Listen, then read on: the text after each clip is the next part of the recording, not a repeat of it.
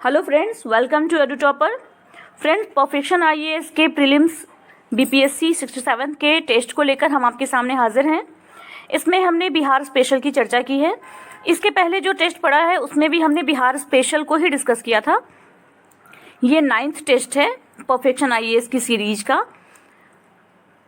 तो फ्रेंड्स, अगर आप हमारे चैनल पे पहली बार विजिट कर रहे हैं तो इसे सब्सक्राइब कर लें और बेल आइकन भी दबा दें ताकि हमारे हर वीडियो की नोटिफिकेशन आपके पास सबसे पहले पहुंचे। शुरू करते हैं इन प्रश्नों को। निम्न में से बिहार से गुजरने वाला सबसे लंबा राष्ट्रीय राजमार्ग कौन सा है? ऑप्शंस आपको दिख रहे हैं सामने स्क्रीन पर। इसमें सही आंसर है NH-27। NH-27 जो है ये उत्तर प्रदेश और बिहार राज्य के कई सारे जिलों से होकर गुजरता है। पश्चिम बंगाल से होकर भी ये गुजरता है। बिहार राज्य की बात करें तो गोपालगंज, पिपराकोठी, मुजफ्फरपुर, दरभंगा, फारबिसगंज, अररिया, पूर्णिया, इन सारे जिलों से होकर ये गुजरता है। आगे बढ़ते हैं। अगला प्रश्न है हमारा कि बिहार के किस जिले में सर्वाधिक बिजली की खपत होती है? आंसर है ए, पटना। बिहार का सबसे ज़्यादा बिजली खपत करने वाला जिला है पटना। इसके बाद आता है गया और तब आता है नालंदा। आगे बढ़ते हैं। बिहार का सबसे घना वन जिला कैमूर है। यहाँ का कुल वन क्षेत्रफल कितना है? देखिए, यहाँ का कुल वन क्षेत्रफल है 1056.04 वर्ग किलोमीटर। जबकि अगर बात करें कि न्यूनतम कहाँ पर वन क्षेत्रफल है तो न्यूनतम वन क्षेत्र है जहानाबाद में। न्यूनतम वन क्षेत्र है जहानाबाद में। आगे बढ़ते हैं अगले प्रश्न पर। बिहार में प्रथम चीनी मिल कहाँ स्थापित किया गया था? बिहार में प्रथम चीनी मिल स्थापित किया गया था ए, बेतिया में। ये स्थापित किया गया था डचों के द्वारा। कब? 1840 ईस्वी में। बिहार में प्रति व्यक्ति बिजली की खपत 2019-20 के अनुसार कितनी है? बिहार में 2019-20 के अनुसार प्रति व्यक्ति बिजली की खपत है 332 किलोवाट घंटा। बिहार में राज्य राजमार्गों की कुल लंबाई सितंबर 2020 तक के डेटा के अनुसार कितनी है? बिहार में कुल राज्य राजमार्गों की लंबाई हम देखें तो है 3713 किलोमीटर। अगला प्रश्न है, ग्रामीण स्तर पर बिहार में महिलाओं की श्रम बल में भागीदारी दर कितनी है? तो ये भागीदारी दर है 3.9%। देखिए, CSSO के द्वारा समय समय पे इसे जारी किया जाता है। इन डेटाज को, इन आंकड़ों को जारी किया जाता है। इसके अनुसार बिहार में ग्रामीण स्तर पर महिलाओं की श्रम बल में भागीदारी 3.9% है। वहीं अगर शहरी भागीदारी की बात करें तो ये 6.4% है। Ambulance tracking system wonder app किसने पेश किया है? Ambulance tracking system wonder app पेश किया है बिहार राज्य ने। और ये किस लिए पेश किया गया इसको भी समझ लीजिए। क्योंकि हम जानते हैं बेहतर प्राथमिक स्वास्थ्य सेवाओं के लिए 7 निश्चय भाग के अंतर्गत बिहार राज्य ने इसको लॉन्च किया। ये पहले तो सबसे पहले ये जिले के लिए है और जिले के बाद इसका और भी विस्तार किया जाएगा। इसमें होगा क्या, तो इस एप्लीकेशन के माध्यम से स्वास्थ्य अधिकारी के द्वारा एम्बुलेंस की वास्तविक जो रियल टाइम होता है ना, रियल टाइम में एम्बुलेंस का निगरानी किया जा सकेगा सही तरीके से। अगला प्रश्न है, बिहार प्रांतीय सम्मेलन के प्रथम सत्र के अध्यक्ष कौन थे? बिहार प्रांतीय सम्मेलन के प्रथम सत्र के अध्यक्ष थे अली इमाम। बिहार का जो प्रांतीय सम्मेलन था ये हुआ था 1908 में। और ये कहाँ हुआ था? ये हुआ था पटना में। इसके अध्यक्ष थे सर अली इमाम। अगले प्रश्न पे चलते हैं। अगला प्रश्न है हमारा कि बिहार में नमक सत्याग्रह कब शुरू हुआ था? बिहार में नमक सत्याग्रह शुरू हुआ था 16 अप्रैल 1930 को। देखिए, ये कहाँ से शुरू हुआ, तो बिहार के पटना में जो वॉलंटियर्स थे ये मंगल टैंक के पास नखास पिंड के लिए रवाना हुए थे। आपको बता दें कि पटना कॉलेज के सामने भीड़ को कंट्रोल करने की कोशिश की गई थी और इस कंट्रोल करने के लिए कोशिश कर रहे थे अब्दुल बारी। इनको 3 बार पीटा गया था। यहीं पर जेबी कृपलानी और राजेंद्र प्रसाद के साथ भी पुलिस ने काफ़ी मारपीट की थी। चलिए चलते हैं अगले प्रश्न पर। बिहार का डालमिया नगर किस लिए प्रसिद्ध है? डालमिया नगर प्रसिद्ध है सीमेंट के लिए। 25 मार्च 1858 को कुंवर सिंह ने किस जिले पर अधिकार कर लिया था? 25 मार्च 1858 को कुंवर सिंह ने अधिकार किया था सी आजमगढ़ पर। यहाँ पर इनके साथ ये जो आजमगढ़ था ये किसके अधीन था?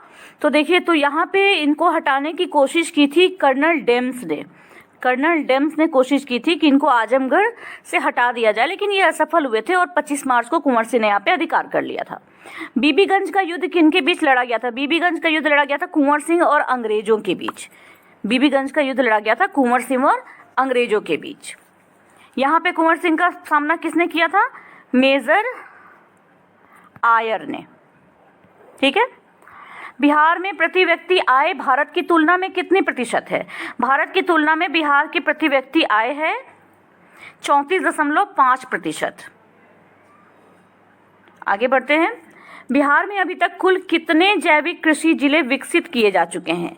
बिहार में अभी तक जो जिले विकसित किए गए हैं जैविक कृषि, वो 13 जिले हैं। जिलों के नाम आपको बता दूं, अक्सर आपकी ये शिकायत होती है कि ये ऑप्शन आप केवल आंसर बताती हैं, बाकी ऑप्शंस नहीं बताती। तो फ्रेंड्स, ऐसा होता है ना कि इतना लंबा वीडियो हो जाता है कि थोड़ा सा आप भी उतने इंटरेस्टेड नहीं होते लंबा वीडियो देख करके, और हमारी कोशिश होती है कि बस हम प्रैक्टिस कराएं। अगर आपको एक्सप्लेनेशन की ज़रूरत है तो उस तरह से टॉपिक वाइज हम आपके लिए वीडियोस ले आएंगे। अगर आप ऐसा चाहते हैं तो आप हमें कमेंट बॉक्स में बताएं, हम आपके लिए topic wise fully explained videos लाएंगे, जिसमें कि हम किसी एक एक टॉपिक को बहुत ही अच्छे तरीके से अंडरस्टैंडिंग के साथ एक्सप्लेन करेंगे। ठीक है, क्योंकि टेस्ट में अगर हम लोग सोचिए कि 150 क्वेश्चन है, 150 क्वेश्चन के 4 ऑप्शंस हैं, इसके हिसाब से यहाँ पे 600 ऑप्शन हो गए पूरे के पूरे। अब आप खुद सोचिए कि इन 600 ऑप्शंस को अगर हम हर ऑप्शन को एक्सप्लेन करने लगे तो बहुत ही लंबा वीडियो हो जाएगा, और यहाँ हम बस सेट डिस्कस करते हैं। तो बेहतर है कि अगर यहाँ सेट के साथ तो मेरी कोशिश होती है कि जो भी कुछ इंटरेस्टिंग फैक्ट्स आ सकते हैं वो मैं आपको बताऊं, लेकिन फिर भी आप चाहते हैं कि हम कुछ स्पेशल और भी ज़्यादा डिटेल में डिफरेंट टॉपिक्स को लाएँ, तो आप हमें कॉमेंट बॉक्स में बताइए, हम आपके लिए ज़रूर ऐसा करेंगे। हमारा प्रयास पूरा रहेगा, हम हर कदम हर समय आपके साथ हैं। ठीक है, तो आपको मैं बता रही थी जैविक कृषि जिलों के नाम। तो देखिए कौन कौन से जिले हैं। बक्सर, बक्सर आपको याद होगा, बक्सर की लड़ाई काफ़ी फेमस है। गया, भोजपुर, पटना, नालंदा, इसके अलावा वैशाली, सारण, समस्तीपुर, बेगूसराय, लखीसराय, खगड़िया, भागलपुर, मुंगेर, ये सभी जैविक जिले हैं। इसके साथ ही आपको एक बात और बता दूं कि बिहार सरकार ने एक और नया कदम उठाया है कि पटना के साथ ही 13 जिलों को मिला करके एक कॉरिडोर बनाया है ना। तो ये जो जैविक कृषि जिलों की बात की जा रही है, ये गंगा कॉरिडोर में है। गंगा नदी जो बिहार से गुजरती है, बिहार को 2 भागों में बांटती है, इसके किनारे जो जिले हैं उन्हीं को मिला करके ये ऑर्गेनिक फार्मिंग कॉरिडोर बनाया गया है, जो कि जिन्हें हम जैविक कृषि जिले के रूप में जानते हैं। बिहार में औसतन वर्षा कितनी रिकॉर्ड की गई है? बिहार में औसतन वर्षा रिकॉर्ड की गई है 1094.4 मिलीलीटर। बिहार में सबसे ज़्यादा वर्षा कौन से जिले में रिकॉर्ड की जाती है? किशनगंज में। और सबसे कम वर्षा कहाँ रिकॉर्ड की गई है? औरंगाबाद में।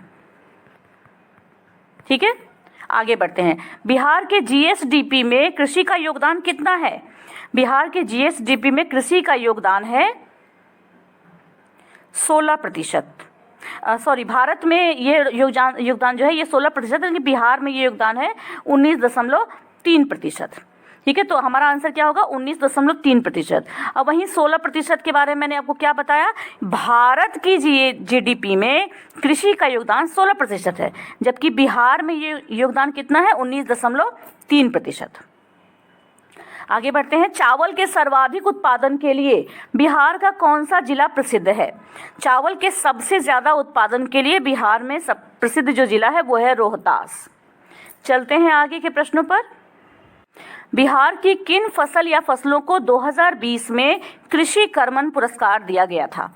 देखिए इससे संबंधित प्रश्न आया भी था। इसका सही उत्तर है मक्का और गेहूं इन दोनों के लिए, यानी कि ई आंसर सही है कि मक्का और गेहूं इन दोनों ही के लिए बिहार सरकार को कृषि कर्मण पुरस्कार 2020 में दिया गया था। वर्ष 1869 में अंजुमन तहजीब नामक एक नई सोसाइटी की स्थापना कहाँ की गई थी? ये स्थापना की गई थी मुजफ्फरपुर में। इसको किया गया था मुजफ्फरपुर में। इसका क्या उद्देश्य था? इसका उद्देश्य था उदारवाद को बढ़ावा देना, शिक्षण तथा निबंध इत्यादि को पढ़ना।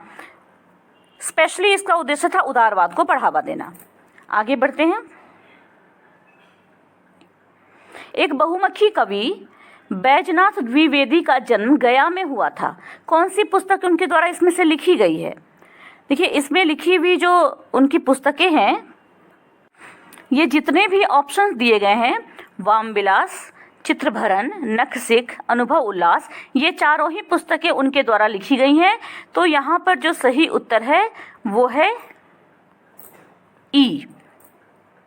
इन्होंने कुल 8 पुस्तकों की रचना की थी।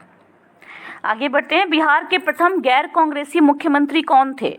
बिहार के प्रथम गैर कांग्रेसी मुख्यमंत्री थे बी महामाया प्रसाद सिन्हा। ये 1967 के जनवरी से लेकर मार्च से लेकर के जनवरी 1968 तक बिहार के 5वें मुख्यमंत्री रहे थे और इस तरीके से बिहार में पहली गैर कांग्रेसी सरकार बनी थी। इनके बारे में आपको बता दूं कि ये जन क्रांति दल के सदस्य थे। अगला प्रश्न है कि मुंगेर जिले में किसने सविनय अवज्ञा आंदोलन में भाग लिया? मुंगेर जिले में सविनय अवज्ञा आंदोलन में भाग लेने वाले नेता थे श्री कृष्ण सिंह। इन्होंने कांग्रेस की गतिविधियों का नेतृत्व किया था। इनके साथ नेतृत्व किया था नंद कुमार सिन्हा ने। बिहार का सर्वाधिक सड़क घनत्व वाला जिला कौन सा है? बिहार का सबसे ज्यादा सड़क घनत्व वाला जिला है बी जमुई। और अगर हम बात करें कि बिहार का सबसे ज़्यादा राष्ट्रीय राजमार्ग वाला जिला कौन सा है, वो जिला है पटना, इसके अलावा मधुबनी और मुजफ्फरपुर। जबकि न्यूनतम राष्ट्रीय राजमार्ग वाला जिला है शिवहर, शेखपुरा और लखीसराय। अगला प्रश्न है कि नमक सत्याग्रह में भाग लेने वाली रामप्यारी देवी किसकी पत्नी थी? रामप्यारी देवी पत्नी थी जगत नारायण लाल जी की। ये इतनी लोकप्रिय थी कि किसान नेता सहजानंद सरस्वती को हराकर और ये अखिल भारतीय कांग्रेस कमेटी की सदस्य बनी थी। आगे बढ़ते हैं हम लोग। 2020-21 में 15वें वित्त आयोग ने बिहार को कितना हिस्सा आवंटित किया? 2020-21 में 15वें वित्त आयोग ने बिहार को आवंटित किया था 10.06% का हिस्सा। आगे बढ़ते हैं। 27वां प्रश्न है कि बिहार से फॉरवर्ड ब्लॉक के प्रमुख सदस्य निम्नलिखित में से कौन हैं? तो ये जो फॉरवर्ड ब्लॉक के प्रमुख सदस्य थे इनमें से वो थे रामविलास सिंह। ये मुंगेर जिले के निवासी थे। अगले प्रश्न पे चलते हैं। अंग्रेजों के शासनकाल में बिहार को किस वर्ष एक अलग प्रांत का दर्जा प्राप्त हुआ था? देखिए, बिहार को अलग प्रांत का दर्जा प्राप्त हुआ था 1936 में। अब देखिए, यहाँ पे थोड़ा सा कॉन्फ्लिक्ट आता है क्योंकि 1 अप्रैल 1912 को बिहार और उड़ीसा दोनों को ही बंगाल प्रेसिडेंसी से अलग कर दिया था और इसका नाम बिहार ही हुआ करता था, बिहार प्रांत। ठीक है, लेकिन 1 अप्रैल 1936 को फिर बिहार और उड़ीसा दोनों को अलग कर दिया गया। तो जहां दोनों ऑप्शन होंगे वहां पे हम 1936 को लेके चलेंगे, लेकिन अगर केवल 1912 होगा तो वहां आप 1912 को सही करेंगे। निम्नलिखित में से किसे बहादुर शाह द्वारा नायब या बिहार का उप प्रभारी नियुक्त किया गया था? आंसर है ए, सैयद हुसैन अली खान। इनको बहादुर शाह द्वारा नायब या बिहार का उप प्रभारी घोषित किया गया था। अगला प्रश्न है कि हुमायूं ने चुनार दुर्ग पर पहली बार आक्रमण कब किया था? हुमायूं ने चुनार दुर्ग पर पहली बार आक्रमण किया था 1532 ईस्वी में। चुनार का किला जो है उत्तर प्रदेश के मिर्जापुर जिले में वाराणसी से 23 किलोमीटर दक्षिण पश्चिम में है और 1532 में हुमायूं ने इस पर आक्रमण किया था। बिहार में महात्मा गांधी के साथ चंपारण सत्याग्रह में किसने सहयोग किया? बिहार में महात्मा गांधी के साथ चंपारण सत्याग्रह में सहयोग करने वाले लोगों में डॉक्टर राजेंद्र प्रसाद, आचार्य कृपलानी, इनके अलावा और भी बहुत सारे लोग थे जैसे कि अनुग्रह नारायण सिन्हा, ब्रजकिशोर प्रसाद। तो यहाँ पर 2 ऑप्शन सही है, इसलिए हम ई को टिक करेंगे। बेगूसराय में चौकीदारी कर के विरुद्ध आंदोलन की प्रेरणा कहाँ से मिली? बेगूसराय में चौकीदारी कर के खिलाफ आंदोलन चलाया गया था, इसकी प्रेरणा मिली थी सविनय अवज्ञा आंदोलन से। आगे बढ़ते हैं। विस्तार और तेजी के प्रसार के संदर्भ में भारत छोड़ो आंदोलन के दौरान भारत के किस हिस्से पर बहुत प्रभाव पड़ा? तो देखिए, विस्तार और तेजी से प्रसार की बात करें कि बहुत तेजी से फैला आंदोलन, तो भारत छोड़ो आंदोलन के दौरान सबसे ज़्यादा प्रभाव जो भारत में पड़ा वो पड़ा बिहार में। देखिए, इस समय बहुत सारी चीज़ें थीं, जैसे कि खुद राजेंद्र प्रसाद को गिरफ्तार कर लिया गया था, उनको बांकीपुर जेल भेज दिया गया था। इसके अलावा जयप्रकाश नारायण, फूलन प्रसाद वेरोना, श्रीकृष्ण सिन्हा, अनुग्रह नारायण सिन्हा, बहुत सारे लोगों को गिरफ्तार किया गया था। तो सबसे ज़्यादा जो प्रभाव पड़ा तेजी से फैलने के संदर्भ में वो बिहार पे पड़ा था। किसने बिहार में भारत छोड़ो आंदोलन के दौरान पुलिस थाने को जला दिया था? पुलिस थाने को जलाने वाले थे जगलाल चौधरी। जगलाल चौधरी जो थे, इन्होंने 1941 में व्यक्तिगत सत्याग्रह में भाग लिया था और इसके लिए इनको गिरफ्तार भी किया गया था, जेल में भी डाला गया था। फिर इन्होंने भारत छोड़ो आंदोलन के समय एक सत्याग्रह का नेतृत्व किया और गरखा में पुलिस स्टेशन और डाकघर पे कब्जा कर लिया। इनके लिए इनको गिरफ्तार भी किया गया था और 5 साल की सजा भी दी गई थी। बंगाल दैनिक हितवादी के संपादक कौन थे? बंगाल दैनिक हितवादी के संपादक थे गणेश देवेस्कर, सखाराम गणेश देवेस्कर, यानी ए ऑप्शन हमारा सही है। 1857 के विद्रोह के दौरान बिहार के किस जिले के लोग अराजक व्यवहार में संलिप्त थे? सही उत्तर है ए, गया। गया के लोगों ने अराजक व्यवहार महसूस किया। गया में जो ग्रामीण असंतुष्ट थे, इसके अलावा जो विद्रोही थे, इन्होंने बहुत ही ज़्यादा मजबूती से इस समय क्रांति में भाग लिया था। आगे बढ़ते हैं। बिहार में लिबर्टी लिफलेट बांटने में कौन अग्रणी था? देखिए, लिबर्टी लिफलेट क्या था? ये एक तरह का पैम्फलेट आप इसको कह सकते हैं था, जिसको कि बांटा था बंकिम चंद्र चटर्जी ने और अखिल चंद्र दास गुप्ता ने। ठीक है, यानी सी ऑप्शन सही है। बंकिम चंद्र चटर्जी ने ही वंदे मातरम लिखा था। अवध के शाह ने कुंवर सिंह को एक शाही आदेश का फरमान दिया था जो किससे संबंधित था?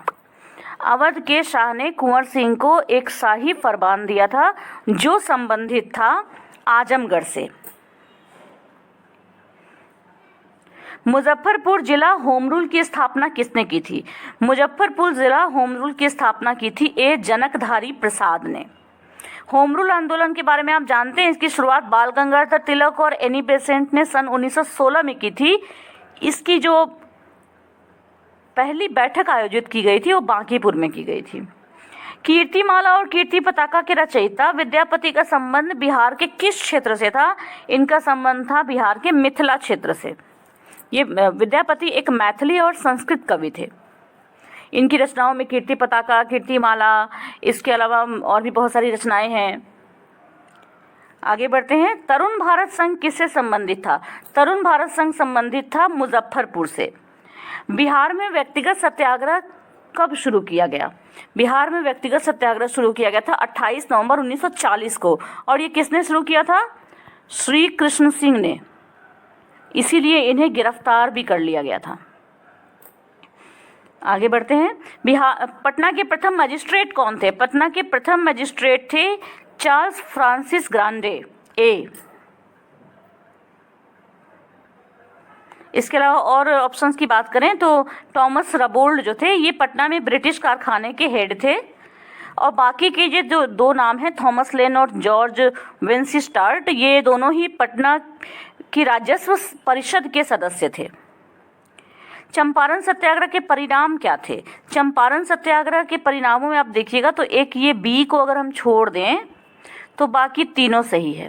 3 कट्ठा प्रणाली का अंत भी हो गया था, नील की खेती से स्वतंत्रता भी मिल गई थी, जांच आयोग की स्थापना भी हुई थी। यानी ऑप्शन ई सही है। देखिए मैं इसलिए बताती हूँ ना आपको कि ये सही है, ताकि आपको पता चल जाए कि मैं बस ई ऑप्शन बता के निकल जाऊँ तो आपको मालूम नहीं चलेगा ना कि कौन सा ऑप्शन सही था या इनमें से कोई भी सही नहीं था। इसीलिए मैं आपको ये एक एक करके बता देती हूँ कि कौन कौन से ऑप्शन इसमें सही हैं, ठीक है। और फ्रेंड्स मैंने देखा है कि आप में से कुछ लोगों ने कुछ काफ़ी मुझे मोटिवेट करते हुए कमेंट्स भी किए हैं। कुछ लोगों ने ऐसा भी बोला है कि आप कहीं पर आपसे गलती हो गई है। देखिए मैं ये तो नहीं कहूँगी कि मैं 100% बिल्कुल सही होती हूँ, मुझसे गलती नहीं हो सकती। हाँ मुझसे गलती हो सकती है, टंग स्लिप हो सकता है, मे बी की हुई हो गलती। और दूसरी चीज़ एक और है कि कुछ प्रश्नों में थोड़ा विवादास्पद होता है, कभी कभी टंग स्लिप भी हो जाता है, लेकिन उसके लिए आप ये नहीं सोचेंगे कि इसमें गलतियाँ आप खुद मिला सकते हैं, बोलने की बात नहीं है फ्रेंड्स। और बाकी मेरी कोशिश होती है कि मैं आपके लिए जो लाऊं वो ज़्यादा से ज़्यादा उसमें एक्यूरेसी हो, ठीक है। परफेक्ट का दावा तो नहीं करती मैं, लेकिन अपनी तरफ से बेस्ट कर सकूं इसकी कोशिश करती हूँ। सो आपके सजेशंस, आपका feedback that is most welcome. और रही बात इंग्लिश की, तो इंग्लिश के लिए अगर आप कहेंगे तो फिर मैं इंग्लिश के क्वेश्चंस को स्क्रीन पे रख के अलग से रिकॉर्ड कर दूंगी वीडियो, क्योंकि आप खुद देखिए, अभी स्क्रीन को आप देखो, मैंने इसको दोनों को रख दिया, ठीक है। बहुत ही टफ होता है सबके लिए दोनों को देख पाना, है ना। ऐसे मैंने एक बार ऐसा किया था, दोनों को रखा हुआ था, तो ऐसा कमेंट आया था कि दोनों नहीं दिख रहे मुझे, एक कोई भी नहीं दिख रहा ढंग से। इसीलिए हमने इसको फिर जूम करके और तब वीडियो बनाने शुरू किए, ठीक है फ्रेंड्स। आगे बढ़ते हैं, बातें बहुत हो गई। महात्मा गांधी ने 14 नवंबर 1917 को बिहार में पहला स्कूल स्थापित किया, जिसका नाम क्या था? महात्मा गांधी ने बिहार में जो पहला स्कूल स्थापित किया, इसका नाम था बरहवा लखनसेन। बरहवा लखनसेन गांव में इन्होंने पहली बार बुनियादी स्कूल की स्थापना की थी। कब? 1917 में 14 नवंबर को। माँ की पुकार नोटबुक पत्रिका किससे संबंधित थी? ये संबंधित थी मुजफ्फरपुर से। इस पत्रिका को 1918 में सरकार ने जब्त कर लिया था। हुंकार किसके द्वारा प्रकाशित एक हिंदी साप्ताहिक था? हुंकार का प्रकाशन करते थे पंडित यमुना कारजी और राहुल साकृत्यायन, यानी बी। और ये कब प्रकाशित होना शुरू हुआ था? ये हुआ था 1940 में। आगे बढ़ते हैं। अनुशीलन समिति क्या है? अनुशीलन समिति देखिए एक क्रांतिकारी संगठन है, ये एक क्रांतिकारी संगठन था। इसके संस्थापक थे सतीश चंद्र बसु और इसका मुख्यालय था कलकत्ता में। 1930 में मई में बिहार उड़ीसा के मुख्य सचिव कौन थे? बिहार उड़ीसा के मुख्य सचिव इस समय थे Maurice Garnier Hallett. Maurice Garnier Hallett. इनको 1916 से मजिस्ट्रेट और कलेक्टर के रूप में नियुक्त किया गया था। 1920 से 24 तक इन्होंने बिहार प्रांत के सरकार के सचिव के रूप में काम किया था और बाद में 1930 से 32 तक ये बिहार और उड़ीसा के मुख्य सचिव रहे थे। 50वां प्रश्न है कि निम्नलिखित में से किसने मधुबनी में खादी उत्पादन केंद्र की स्थापना की थी? खादी उत्पादन केंद्र की स्थापना मधुबनी में की थी राम विनोद सिंह ने। और किसकी सहायता से की थी? इन्होंने किया था जेबी कृपलानी की सहायता से। 1939 में अंबारी छपरा में औद्योगिक सत्याग्रह किसने शुरू किया? औद्योगिक सत्याग्रह शुरू किया था छपरा में, अंबारी छपरा में, यदुनंदन शर्मा ने। और ये कब किया था? 1939 में। 1917 में गांधी जी की यात्रा के दौरान चंपारण के जिला मजिस्ट्रेट कौन थे? जब 1917 में गांधी जी आए थे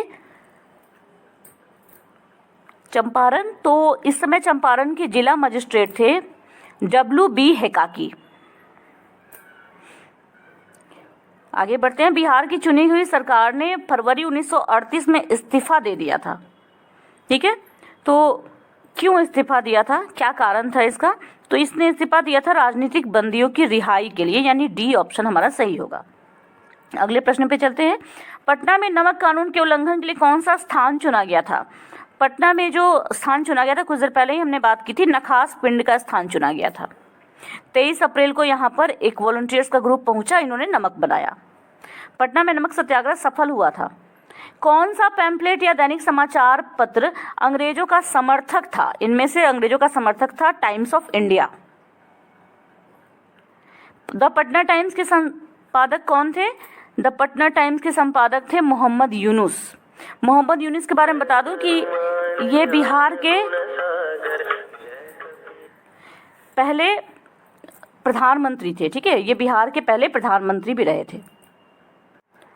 अगला प्रश्न है हमारा, भारतीय राष्ट्रीय कांग्रेस में बिहार के प्रतिनिधि ने पहली बार किस वर्ष भाग लिया था?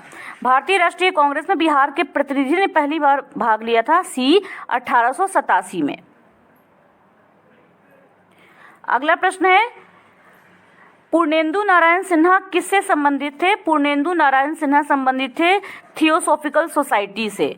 इनके अलावा सरफराज हुसैन खान, मधुसूदन प्रसाद सिन्हा, ये सभी लोग इसी से संबंधित थे। अगर बाकी की बात करें तो आप जानते ही हैं कि आर्य समाज की स्थापना ये की थी स्वामी दयानंद सरस्वती ने। वहीं ब्रह्मो समाज की स्थापना आप जानते हैं राजा राममोहन राय ने की थी। रामकृष्ण मिशन के बारे में भी आपको पता ही है, स्वामी विवेकानंद ने किया था। आगे बढ़ते हैं, सर सैयद अहमद खान पटना कब आए थे? सर सैयद अहमद खान पटना आए थे 1883 ईस्वी में।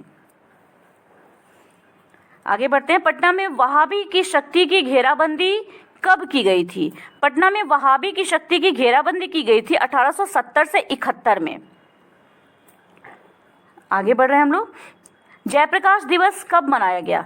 जयप्रकाश दिवस मनाया गया अप्रैल 1946 में। ये क्यों मनाया गया था? देखिए, जयप्रकाश नारायण जो थे ये जेल में थे, तो इनको जेल से रिहा कराने के लिए जयप्रकाश दिवस मनाया गया था। पटना के बांकीपुर के मैदान में एक रैली का आयोजन किया गया। यहाँ पर जयप्रकाश नारायण को रिहा करने की डिमांड की गई थी। कांग्रेस के गया अधिवेशन के अध्यक्ष कौन थे? यहाँ पर गया अधिवेशन के अध्यक्ष थे CR दास। और ये गया अधिवेशन हुआ कब था? 1922 में हुआ था। बिहार में आजाद दस्ता के प्रभारी कौन थे? देखिए, बिहार में आजाद दस्ता के प्रभारी थे सूरज नारायण सिंह।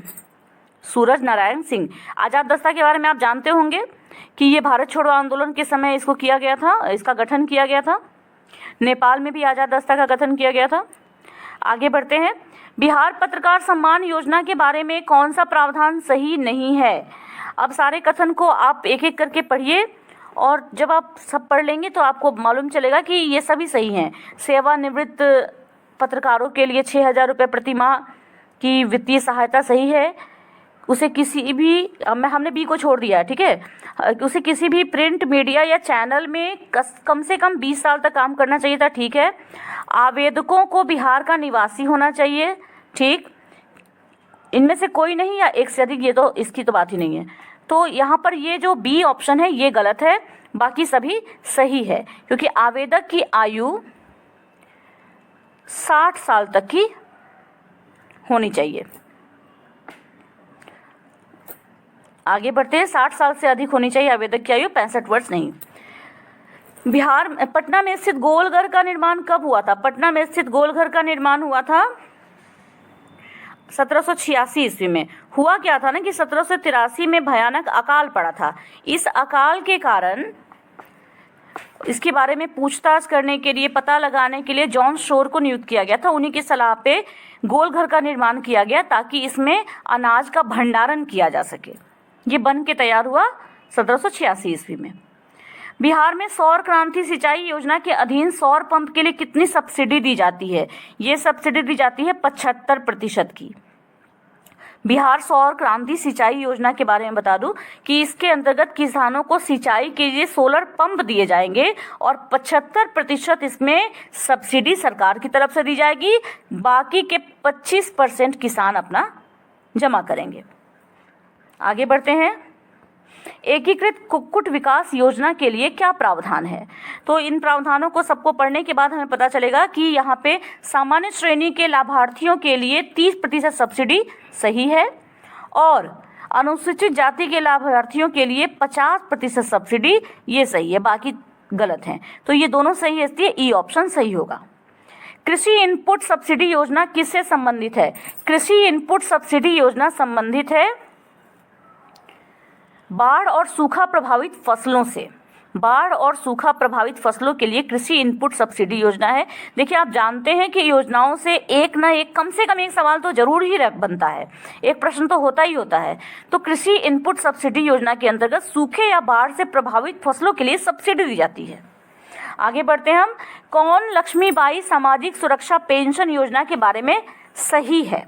तो इन सारे ऑप्शंस को पढ़ने के बाद आपको पता चलेगा कि इस योजना का उद्देश्य एकल विधवाओं को वित्तीय सहायता उपलब्ध कराना है। ये ऑप्शन सही है।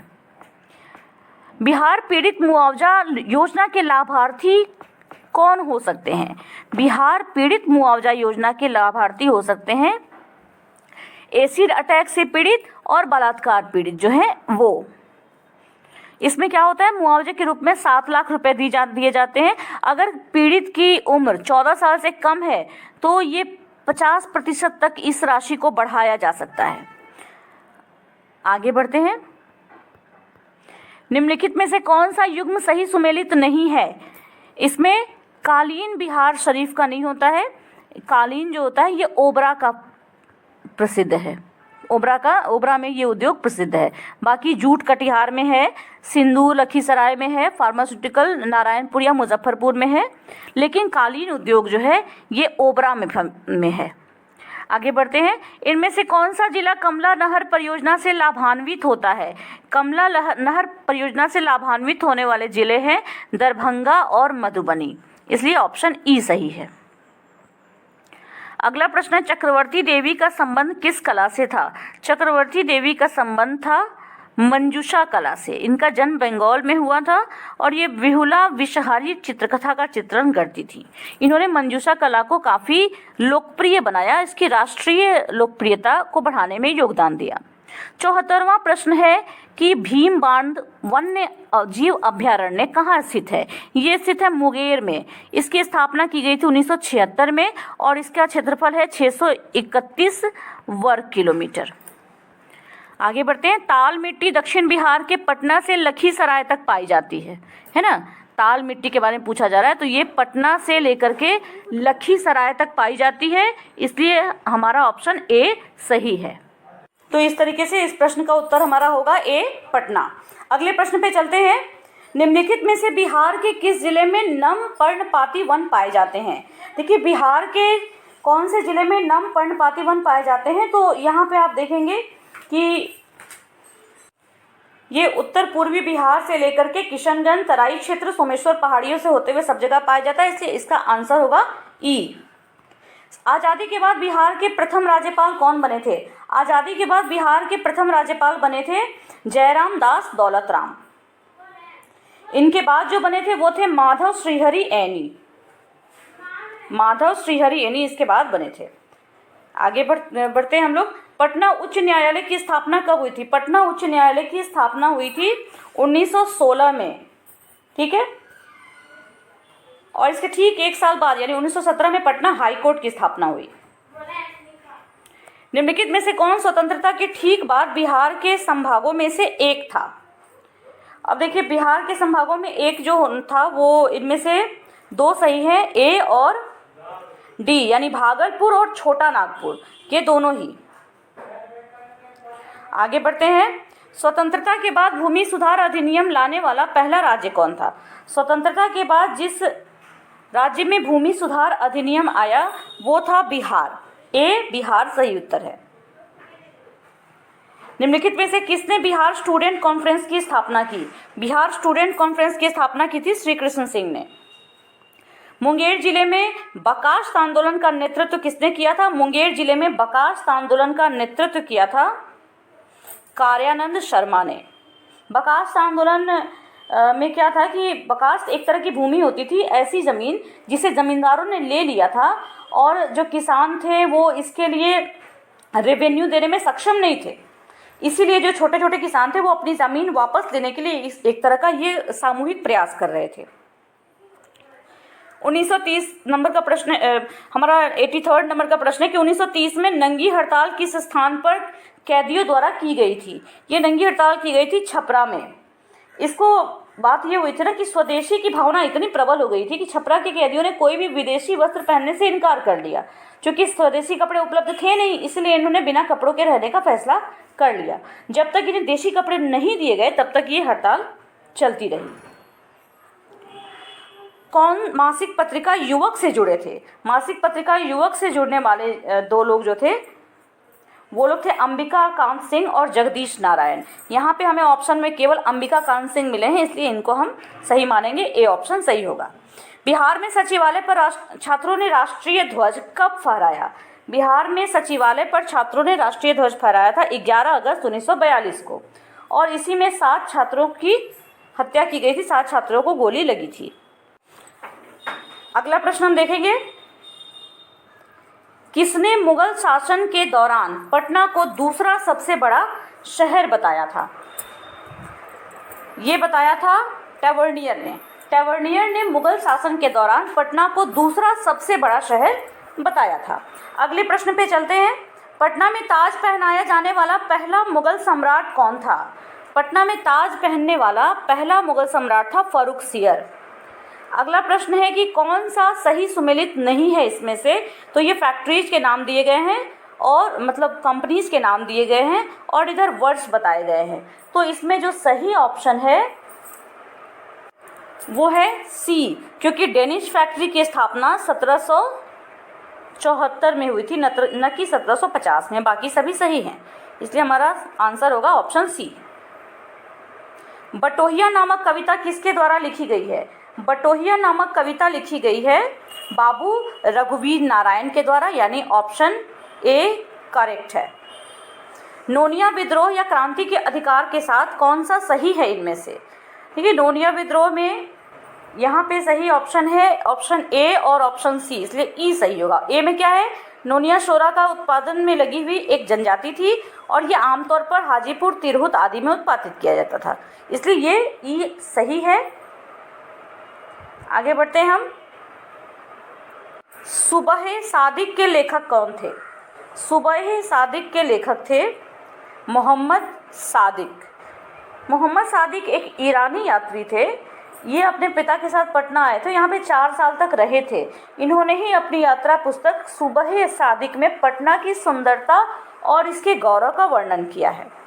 कौन सा युग्म सही सुमेलित नहीं है? तो इसके भी ऑप्शंस को आप देखेंगे तो आपको पता चलेगा कि option C is the correct answer, क्योंकि राल्फ फिच जो थे ये 1485 नहीं बल्कि 1585 से 87 ईस्वी में आए थे। कौन सा सही सुमेलित नहीं है, फिर से हमें यही बताना है। महत्वपूर्ण जागीर और उसके स्थान के नाम दिए गए हैं। यहाँ पे आंसर होगा बी गिद्धौर, क्योंकि बी गिद्धौर जो है ना ये बक्सर में नहीं बल्कि जमुई में था। आगे बढ़ते हैं।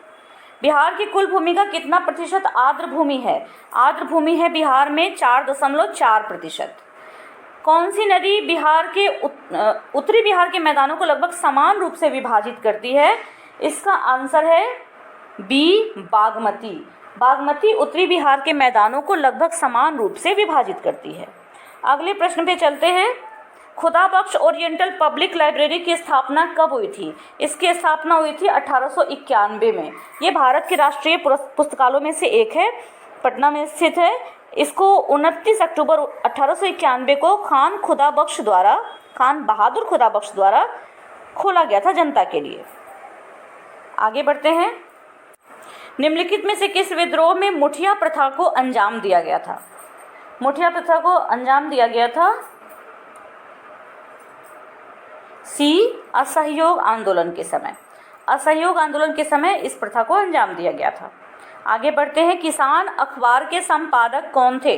किसान अखबार के संपादक थे डी स्वामी विद्यानंद। स्वामी विद्यानंद किसान आंदोलन से जुड़े थे। इन्होंने उत्तरी बिहार में विद्रोह का नेतृत्व भी किया था। बॉयज एसोसिएशन की स्थापना दरभंगा में किसके द्वारा की गई थी? बॉयज एसोसिएशन की स्थापना की गई थी अशफाक खान के द्वारा। अशफाक खान के बारे में बताऊं कि ये पेशे से बैरिस्टर थे। कौन बिहार की सबसे पुरानी मुगल इमारत है? सबसे पुरानी जो बिहार की मुगल इमारत है वो है जामा मस्जिद हाजीपुर की। हाजीपुर में ये जो जामा मस्जिद है इसको 13वीं शताब्दी में हाजीपुर के उस समय के शासक हाजी इलियास शाह ने निर्मित कराया था। 101वां प्रश्न है। बिहार के किस जिले में सबसे अधिक ऋण जमा अनुपात है? देखिए, बिहार के जिस जिले में सबसे ज़्यादा ऋण जमा अनुपात है वो है ए पूर्णिया। आगे बढ़ते हैं। अगला प्रश्न है। बिहार के संदर्भ में प्रतिशत के आधार पर किस प्रकार के बैंक के पास सर्वाधिक गैर निष्पादित परिसंपत्ति है? यहाँ बोला जा रहा है कि बिहार के जितने भी बैंक हैं तो बिहार के संदर्भ में अगर हम बात करें तो कौन से किस तरह के बैंक के पास सबसे ज़्यादा एनपीए है, ठीक है, यानी नॉन परफॉर्मिंग एसेट है। तो इसको हम देखें तो इसका सही उत्तर है क्षेत्रीय ग्रामीण बैंक। क्षेत्रीय ग्रामीण बैंक के पास सबसे ज़्यादा एनपीए है। आगे बढ़ते हैं। Lohia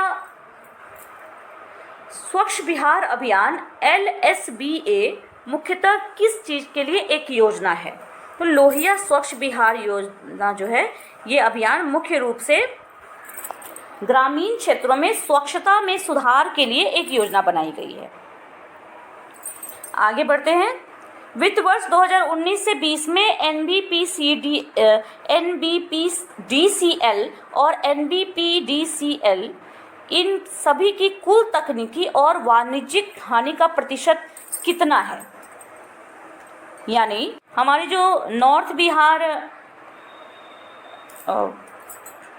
power distribution company limited and south Bihar power distribution company limited है, इसका जो टोटल टेक्निकल और कमर्शियल जो भी इसका लॉस है उसका प्रतिशत कितना है यहाँ पे पूछा जा रहा है।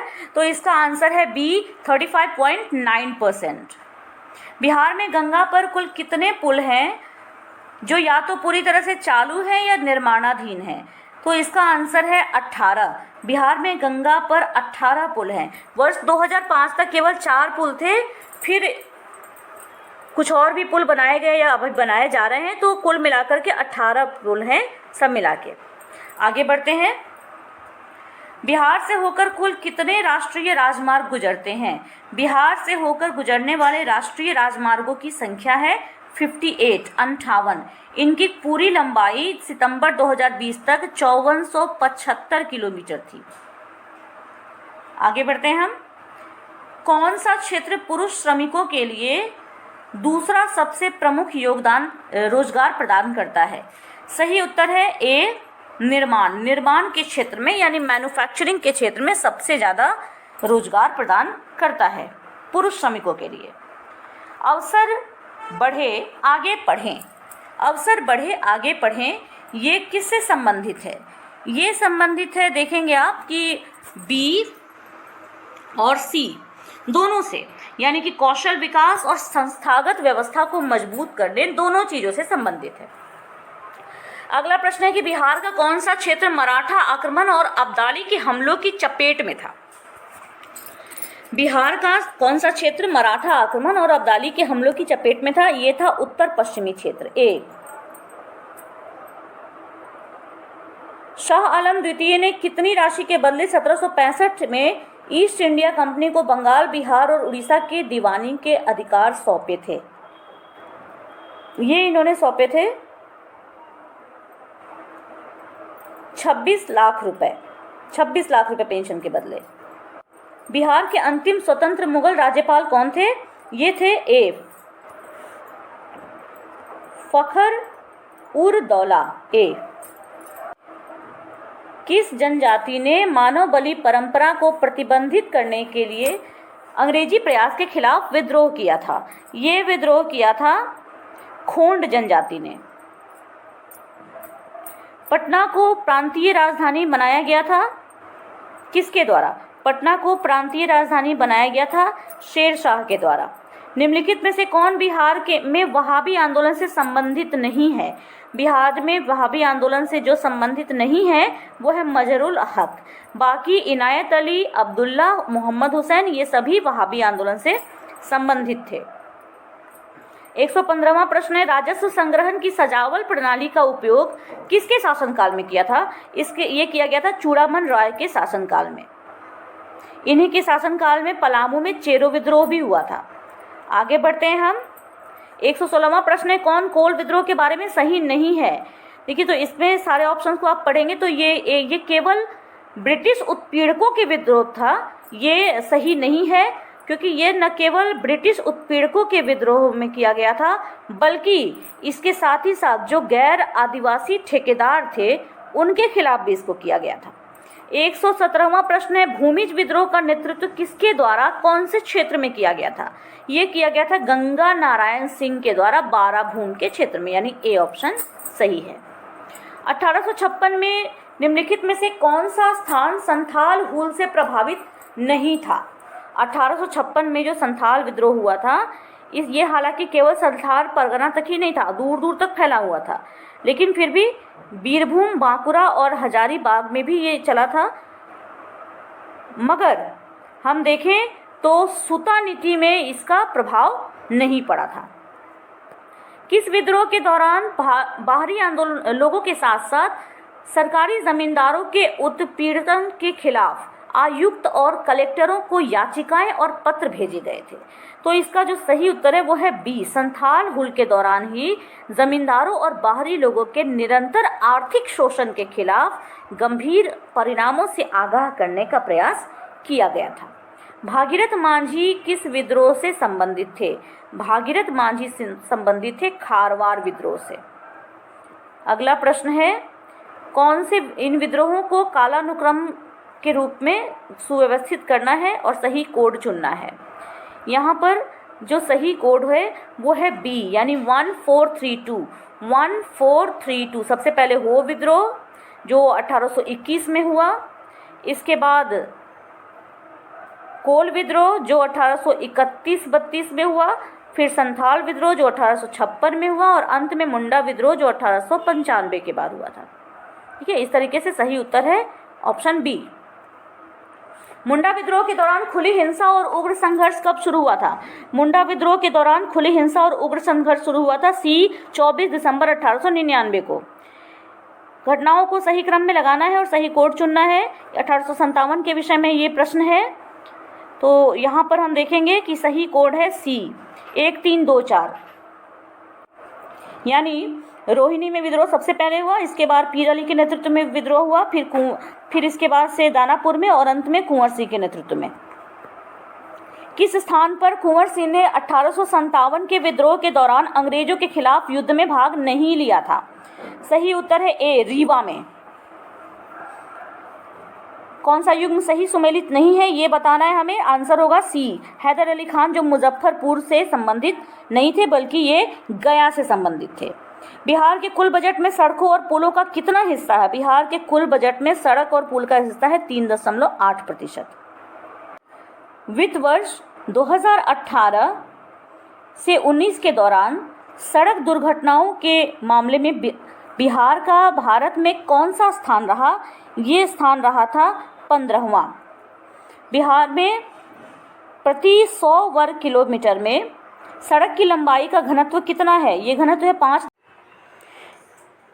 5.7 किलोमीटर। आगे बढ़ते हैं। बिहार का ग्रामीण क्षेत्रों में टेली घनत्व कितना है? बिहार का ग्रामीण क्षेत्रों में टेली घनत्व है प्रति 100 व्यक्तियों पर 42 कनेक्शन। 130वां प्रश्न है कि ग्रामीण क्षेत्रों के कुल इंटरनेट उपभोक्ताओं में बिहार का कौन सा स्थान है? यहाँ हम देखेंगे कि ग्रामीण क्षेत्र के कुल इंटरनेट उपभोक्ताओं में बिहार का स्थान है दूसरा। अगले प्रश्न पे चलते हैं। इन जिलों को उनके राष्ट्रीय राजमार्ग नेटवर्क के अवरोही क्रम में व्यवस्थित करना है और सही कोड को चुनना है। तो जब हम इसको देखेंगे तो इसका सही कोड हमें मिलेगा डी, यानी 1324। सबसे पहले पटना, पटना के बाद मधुबनी, फिर सारण और अंत में जमुई। नबीनगर पावर प्लांट बिहार के किस जिले में स्थित है? नबीनगर पावर प्लांट स्थित है बिहार के औरंगाबाद जिले में। बिहार में लघु पन बिजली परियोजनाओं की कुल स्थापित क्षमता कितनी है? ये क्षमता है 54.3 मेगावाट। दामोदर नदी कौन से क्षेत्र में बहती है? दामोदर नदी दोष क्षेत्र यानी कि फॉल्ट रीजन में बहती है। 135वां प्रश्न है कि बिहार में तेल रिफाइनरी संयंत्र कहाँ स्थित है? ये स्थित है बी, बरौनी में। अगले प्रश्न पे चलते हैं। निम्नलिखित में से कौन सा समाचार पत्र महाराजा कामेश्वर सिंह से संबंधित था? सही उत्तर है B, the Indian nation. The Indian nation समाचार पत्र संबंधित था महाराजा कामेश्वर सिंह से। इसका प्रकाशन बिहार की राजधानी पटना से ही किया जाता था और प्रकाशन कब शुरू किया गया था?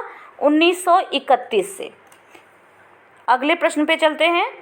सन 1855 में किस ब्रिटिश कमांडर को संथालों ने पराजित किया था? सही आंसर है सी, मेजर बरो। मेजर बरो को संथालों ने 1855 में पराजित किया था। अगले प्रश्न पे चल रहे हैं। 138वां प्रश्न है कि बिहार के उस क्रांतिकारी का नाम बताइए जिसने सितंबर 1928 में हिंदुस्तान सोशलिस्ट रिपब्लिक एसोसिएशन की बैठक में भाग लिया था। ये थे ए फणींद्रनाथ घोष। ए फणींद्रनाथ घोष। 139वां प्रश्न है हमारा कि बिहार के किस स्थान के क्रांतिकारियों को रोडा शस्त्र मामले में दोषी ठहराया गया था? सही आंसर है सी, दुमका। दुमका के कुछ क्रांतिकारियों को रोडा आर्म्स मामले में दोषी ठहराया गया था। देवघर इस समय क्रांतिकारी गतिविधियों का एक महत्वपूर्ण केंद्र था। सिल्क लॉज का इस्तेमाल यहाँ पे बम बनाने और साथियों को प्रशिक्षण देने के लिए किया जाता था। इनका मार्गदर्शन किया था देवघर जिले के ही करुण के रहने वाले सखाराम गणेश देवस्कर ने, जिनके बारे में हमने इसी वीडियो में चर्चा की है। आगे बढ़ते हैं। ताना भगत ने कांग्रेस के किस अधिवेशन में भाग लिया था? ताना भगत ने कांग्रेस का जो गया में अधिवेशन हुआ था 1922 में, इन्होंने भाग लिया था। और इसकी अध्यक्षता किसने की थी? इसकी अध्यक्षता की थी CR दास जी ने। प्रभावती देवी के पिता कौन थे? प्रभावती देवी के पिता थे ब्रजकिशोर प्रसाद। ब्रजकिशोर प्रसाद का नाम काफ़ी सुनने में आता है। ये बिहार के एक महत्वपूर्ण स्वतंत्रता सेनानी इनको आप कह सकते हैं, और कई आंदोलनों में इन्होंने महत्वपूर्ण भूमिकाएं भी निभाई थी। ये प्रभावती देवी के पिता थे। अगले में देखना है कि कौन सा युग्म सही सुमेलित नहीं है। तो जब सारे युग्मों को हम इसमें देखेंगे तो डी जो है ये सही सुमेलित नहीं है। श्रीमती भगवती देवी असहयोग आंदोलन से नहीं बल्कि भारत छोड़ो आंदोलन से संबंधित थे। इन्होंने पटना में 9 अगस्त 1942 को एक जुलूस का नेतृत्व किया था। स्वतंत्रता आंदोलन के संदर्भ में बेगूसराय में गोलीबारी कब हुई थी? स्वतंत्रता आंदोलन में बेगूसराय में गोलीबारी हुई थी 1931 में 26 जनवरी को, क्योंकि 26 जनवरी 1931 को पहला स्वतंत्रता दिवस मनाने के लिए रघुनाथ ब्रह्मचारी के नेतृत्व में एक जुलूस बेगूसराय के सुंदरनगर क्षेत्र से शुरू हुआ था। इस समय जो यहाँ के DSP थे बशीर अहमद, इन्होंने शांतिपूर्ण प्रदर्शनकारियों पर गोली चलाने का आदेश दे दिया, जिससे कि 6 लोगों की मौत उसी ऑन स्पॉट हो गई थी, वहीं मौके पे ही हो गई थी। अगला प्रश्न है कि निम्नलिखित में से कौन नेता किसान सभा से नहीं जुड़े थे? सही उत्तर यहाँ पे है ई। क्यों? क्योंकि ये चारों ही नेता किसान सभा से जुड़े हुए थे। कार्यानंद शर्मा भी जुड़े थे, राहुल सांकृत्यायन भी जुड़े थे, यदुनंदन शर्मा भी जुड़े हुए थे और श्री कृष्ण सिंह भी जुड़े हुए थे। 145वां प्रश्न है कि JP नारायण को किस अपराध के लिए 9 महीने की सज़ा सुनाई गई थी? इनको सज़ा सुनाई गई थी जमशेदपुर में इनके भाषण के लिए। इन्होंने 1937 से 1939 के दौरान जो श्रम संघर्ष हुआ था, इसमें जमशेदपुर में भाषण दिया था। इसके लिए इनको 18 फरवरी 1940 को गिरफ्तार कर लिया गया और 9 महीने की सज़ा सुनाई गई थी। लाल हेम्ब्रम का संबंध किस क्रांति या किस विद्रोह से है? इसका संबंध है सफहोड़ आंदोलन से। सफहोड़ आंदोलन में क्या था कि ये एक तरह का समझिए कि पॉलिटिकल के साथ साथ एक रिलीजियस आंदोलन भी था। ये लोग लगातार राम का नाम लेते रहते थे और जब इन्हें ऐसा करने से रोका गया था तो आंदोलन काफ़ी तेज हो गया था। इसके जो जुड़े हुए महत्वपूर्ण व्यक्तित्व थे वो थे बंगम मांझी। अहले हदीस के नाम से कौन जाने जाते थे? अहले हदीस के नाम से जाने जाते थे वहाबी के जो अनुयायी होते थे वो लोग।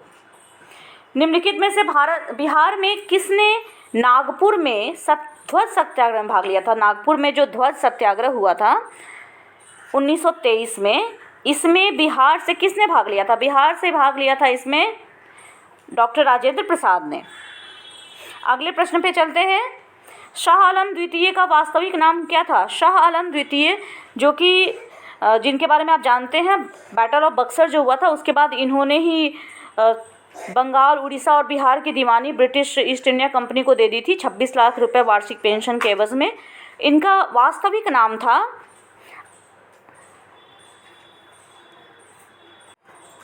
अली गौहर, सी अली गौहर। और अंतिम प्रश्न है हमारा कि 1929 का अखिल भारतीय ट्रेड यूनियन कांग्रेस सम्मेलन कहाँ आयोजित किया गया था। ये ट्रेड यूनियन कांग्रेस सम्मेलन अखिल भारतीय, इसको आयोजित किया गया था झरिया में। कब? 1929 में झरिया में इसको आयोजित किया गया था। इसके बारे में मैं आपको बता दूं, कुछ जानकारी इसकी दे दूं कि अखिल भारतीय ट्रेड यूनियन कांग्रेस भारत का सबसे पुराना ट्रेड यूनियन फेडरेशन है। ये भारतीय कम्युनिस्ट पार्टी से जुड़ा हुआ है। इसकी स्थापना 31 अक्टूबर 1920 को लाला लाजपत राय की अध्यक्षता में हुई थी। इसका जो 9वां सत्र हुआ था वो झरिया में आयोजित किया गया था और इस झरिया के आयोजित सत्र के जो अध्यक्ष थे वो थे पंडित जवाहरलाल नेहरू। तो फ्रेंड्स, अगर वीडियो अच्छी लगी हो तो इसको शेयर करें, लाइक करें और अपने कमेंट्स में हमें ज़रूर बताएं। साथ ही साथ कमेंट्स में अपने मार्क्स भी बताएं, कितने नंबर के क्वेश्चन आपने इसमें सही किए, और अगर किसी विशेष तरह की चीज़ आप सुधार चाहते हैं तो वो भी हमें बताएं।